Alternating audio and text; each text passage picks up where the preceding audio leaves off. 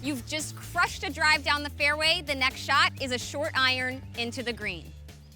There are 3 words that really sum up hitting great iron shots, and those are low point control. I have a lot of people who come to me and they want consistency when it comes to ball striking. And low point control is really what they're looking for ultimately when they say that. Because when you hit poor iron shots a lot of the time, it's because we are hitting too far behind the golf ball or hitting down and in front of the golf ball way too much. So the key to great iron shots is not necessarily stopping a right or left miss. We're never gonna get rid of our miss. We're just gonna be able to control it better. But if we can consistently hit our shots with great contact, they're gonna go about the same distance every time, which makes it a whole lot easier to play on the golf course. Now, when you are hitting a golf ball, it's important to understand what we're actually trying to do. Where should we be trying to hit the ground? And when the golf ball's sitting on the ground, you are trying to hit down enough, and we're trying to enter the ground right before or just underneath the golf ball. So the golf club is still traveling downward a little bit when we make contact with the golf ball, and your divot should start just underneath or just after the golf ball. So those of you who struggle, the golf club is entering the ground too early or too late, and you're hitting on top of it or behind it. So those are the problems we're gonna help you fix today. The first drill that we're gonna do is gonna utilize my handy dandy little balloon here. So I'm gonna grab a golf ball. Having good connection between your arms and your body and not changing the length of your arms too much during your swing is going to help you make consistent ground contact. So if I go ahead and put this balloon between my arms here, you can give it a little squeeze. What I love about the balloon versus some of the other training aids that are out there is if you squeeze it too tight, it's gonna pop. So you can stay a little bit looser, but still maintain that connection with your arms here. So all we're gonna start by doing, this is sort of a progression that we're gonna do here with the balloon, is sweeping the golf ball forward. Now notice my finish, my hands and arms are out in front of my body. I haven't only gone through with my hands and arms like this, right? So we're just gonna sweep the ball forward. My finish point on all of these drills with the balloon is gonna be at about hip height right here. So even when we make the backswing bigger, we're stopping at hip height right out in front of our body. So first one we're gonna do, I'm getting set up, sweeping the ball forward in front of me. So this is my finish position. Now on our next one, we're gonna add a little bit more backswing here. So I'm gonna go hip to hip, hip to hip. Now notice I'm not using a whole lot of wrist here, not doing anything crazy from the get-go, just lots of turning back and through. I'm pivoting my body back and through with keeping that connection, maintaining that connection between my arms and my body. And hear how crisp and clean that contact is. That is exactly what we're looking for. I've got a 9-iron in my hand here, and when I'm doing these small swings, you don't necessarily need to be taking a huge divot. I really just kind of swept the grass there, and that's okay, as long as we're not hitting, again, way behind or way in front. You can hear that nice click sound when we make great contact. So the next progression, or step 3, is to add a little bit of wrist as we swing back. So hip height here, I've just turned. I'm gonna add some wrist and go through.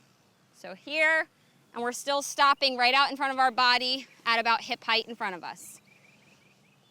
Turn, wrist, go through. Yeah, and again, really nice contact. I hit in the right place. You can hear that great click sound that we get when we make contact with the ball.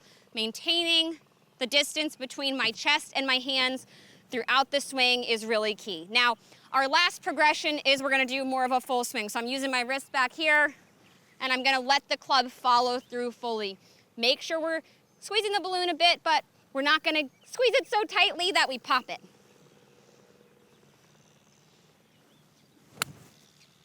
And hear how great that contact is.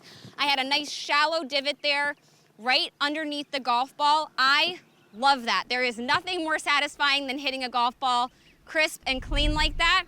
So use the balloon drill. These are so easy to get. Get them wherever. I love having one of these. You could have it in your golf bag and just blow one up when you need it to practice. It's gonna help you make better contact. Our next drill is a tee drill, a little bit easier than our last drill because everybody's got some golf tees in their bag. This is gonna help you with low point control. So I'm sticking 3 tees in the ground about a club head apart. Very easy to set up at the range, in your backyard. You don't even need a golf ball to work on this. So all we're gonna do is set up near this back tee here, my 3rd tee, and we're going to learn to hit in different places on the ground. So having some awareness and feel of where the club is hitting the ground is really important here.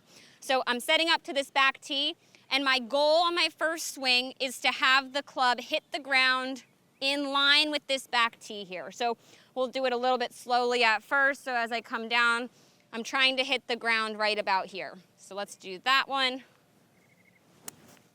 I hit a little bit in front that time, so I'm gonna try that one more time. Nice, okay, so I entered the ground right near the tee. Now, our next one, I'm still setting up near this back tee, but now I'm trying to hit the ground in line with the 2nd tee. Good. So I feel like I shifted my weight a little bit more to do that, but you might have a different feel. That usually will help you if you hit behind the ball, if we're shifting a little bit more weight forward to hit the ground later. The 3rd time, I'm trying to hit the ground way up in front of that front tee there. So I'm gonna go back and hit up here. Awesome, so you can see I've made a nice straight divot pattern here, but learning to hit the ground in different places is gonna help you have more awareness when it comes to low point control. And if you're somebody who tends to hit way behind the golf ball, your goal should be to practice hitting the ground, setting up in front of this back tee and hitting the ground near the forward tee. The opposite would be true if you tend to hit too far forward, where you hit a lot of top shots typically.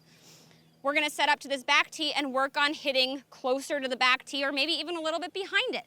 So this is a really easy way, again, to practice at home or at the golf course to help you with low point control. Okay, so let's put it all together now and bring in a golf ball.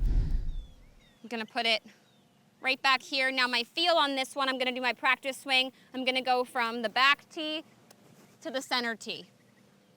Make nice ground contact here. Awesome.